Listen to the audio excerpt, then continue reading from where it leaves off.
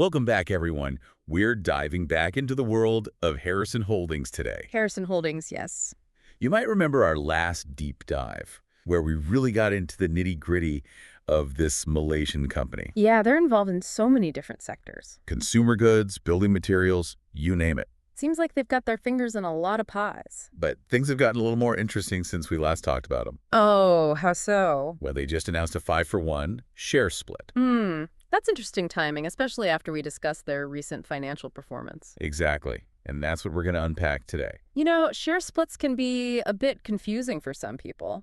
That's true.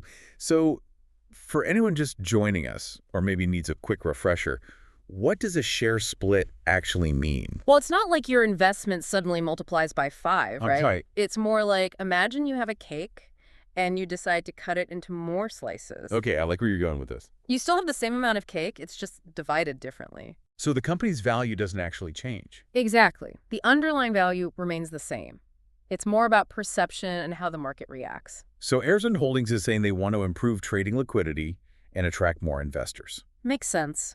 A lower share price can definitely be more appealing, especially to smaller investors. Yeah, that RM 1.65 price tag after the split might seem more approachable than the previous RM 8.34. Right, but that begs the question, is this the right move for Harrison Holdings right now, considering their recent financials? Especially given those Q3 results we talked about last time. Exactly. They had some mixed results, didn't they? Revenue was up a bit from the previous quarter, but still down compared to last year. And their profits before tax took a significant hit. They blamed a lot of that on their fast-moving consumer goods division. Struggling with lower sales and shrinking margins. It makes you wonder, are they trying to distract from these financial challenges with this share split? It's possible. They could be hoping to generate some buzz and attract new investors with a more affordable share price. Almost like they're trying to create a sense of excitement to overshadow the less-than-stellar news. Yeah, it's a strategy we've seen before, but let's be fair and look at both sides of the coin here. Okay, so what are the potential positives of this move? Well, increased liquidity could be a real win. More buyers and sellers mean it's easier to trade shares without big price swings. And that could benefit both the company and its investors. Right. And of course, attracting new investors, especially those who believe in the company's long-term potential, could be a positive thing. But wouldn't this attract mostly retail investors rather than institutional investors who typically do more in-depth analysis? That's a good point. We have to consider what kind of investor profile Harrison Holdings is hoping to attract here. And that brings us back to the potential downsides. Because a share split doesn't magically solve their profit problems. So are they trying to pull the wool over investors' eyes, hoping people will focus on the share price and ignore the underlying issues? It's a possibility, isn't it? Are they trying to appeal to a different type of investor who might be more swayed by the share price than the fundamentals? That's the big question, isn't it? Is this a genuine move towards long-term growth or a short-term tactic to appease the market? Well, that's what we'll be exploring today. We'll be digging deep into Harrison Holdings, analyzing their current situation, and trying to determine if this share split is a smart strategic move or a desperate attempt to mask their financial struggles. We need to look beyond the headlines and really dissect their financials. And that's exactly what we're going to do. So stay tuned as we unpack this share split, analyze the numbers, and help you decide if Harrison Holdings is a company worth investing in. Share splits, they can be a bit of a head-scratcher. Yeah. Is it good? Is it bad? Yeah. What does it all mean? It's not always so clear-cut. Right. It's not inherently good or bad. It's more like a tool. Okay. I like that analogy. And its effectiveness really depends on how it's used. So how does this tool apply to Harrison Holdings and their current situation? Well, that's what we need to figure out. We need to consider this move in the context of their overall strategy. And of course, their financial health. Exactly. So let's revisit those Q3 numbers. Remember we talked about the top-level revenue and profit before tax? Yeah, those figures were a bit concerning.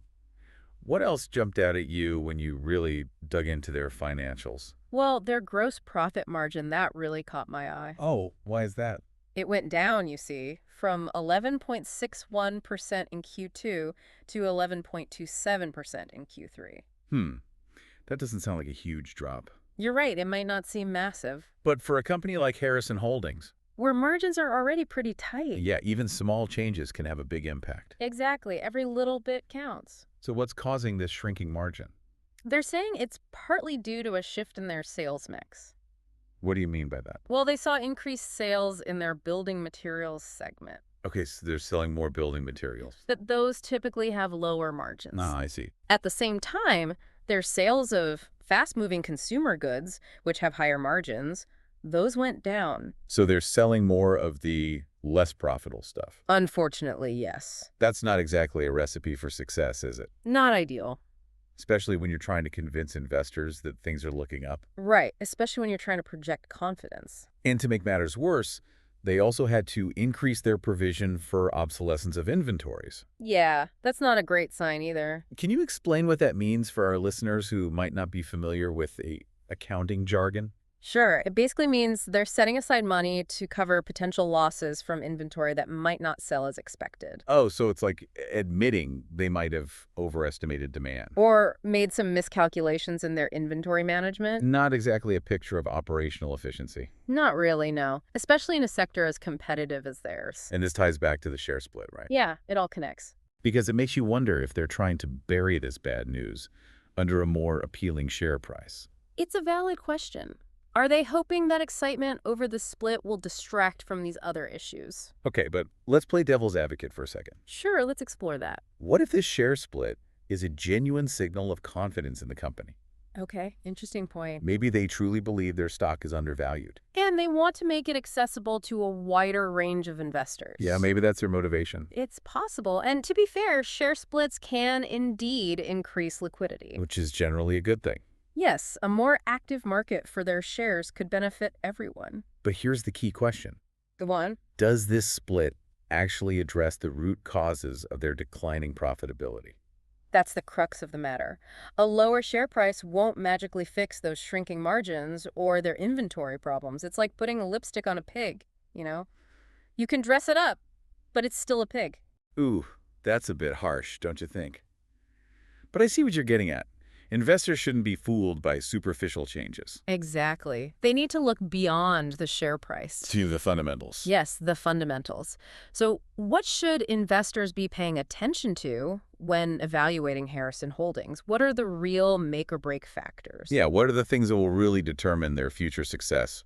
Beyond this share split, of course. Well, remember, in their Q3 report, they mentioned subdued consumer sentiment as a challenge. Right, they said that was a bit of a headwind for them. And that's not something they can control, unfortunately. No, it's a broader economic factor. So investors need to consider that. How's the overall Malaysian economy doing? Yeah, are people spending money? Are they confident about the future? Exactly, because that will definitely impact Harrison Holdings' different business segments. They're not operating in a vacuum, are they? Of course not. What about the competitive landscape? Yeah, how are they stacking up against their rivals? Are they gaining ground or losing market share? Those are important questions. Investors need to look beyond just Harrison Holdings themselves.